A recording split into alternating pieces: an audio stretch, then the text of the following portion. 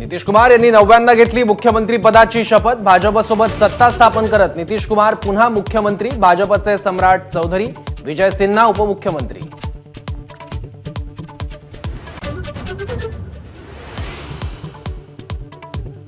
कुणबी नोंद मिळालेल्या सगळे सोयऱ्यांना प्रमाणपत्र मिळेपर्यंत आंदोलन सुरूच ठेवणार जरांगेंचा निर्धार। तर नोंदी नाहीत त्यांनाही लाभ देण्याची मागणी। 31 जानेवारीला जरांगे घरचा उंबरठा ओलांडणार।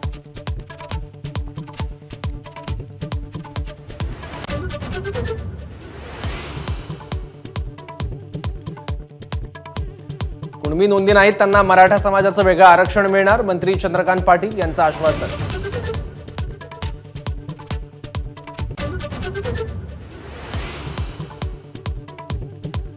मराठा आरक्षणाच्या अध्यादेशाला नारायण राणेंचा विरोध। राज्य सरकारच्या निर्णयाशी आणि आश्वासनाशी सहमत नसल्याचं वक्तव्य।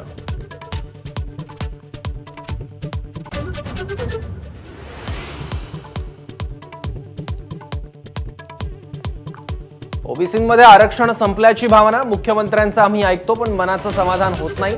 भुजबळांचा सरकारला घरचा आहेर।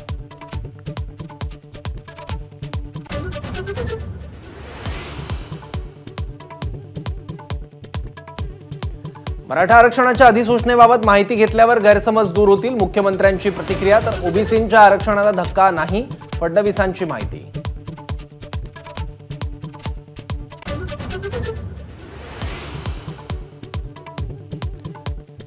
मंत्री छगन भुजबळांची ओबीसी नेत्यांसोबत चर्चा। छगन भुजबळांच्या निवासस्थानी बैठक। मराठा आरक्षणासंदर्भातील अधिसूचनेविरोधात हरकती नोंदवण्याचे आदेश।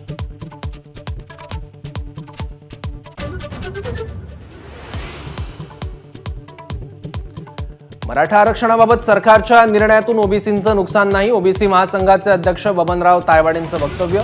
ओबीसी नेत्यांना जीआरचा अभ्यास, चिंतन, मनन करण्याचा सल्ला।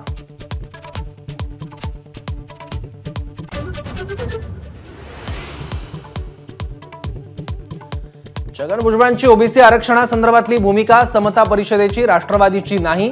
प्रफुल्ल पटेलांनी भुजबळांच्या भूमिकेपासून हात झटकले। तर माझी भूमिका पटो न पटो समाजासाठी लढणार, भुजबळांचं प्रत्युत्तर।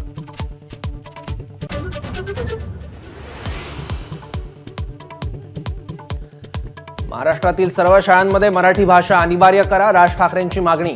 येत्या शैक्षणिक वर्षापासूनच निर्णय लागू होणार, मंत्री दीपक केसरकरांची ग्वाही।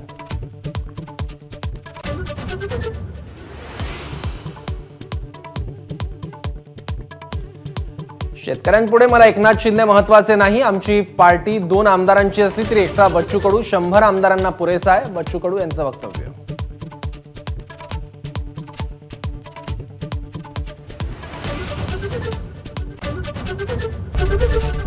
एबीपी माझा, उघडा डोळे बघा नीट।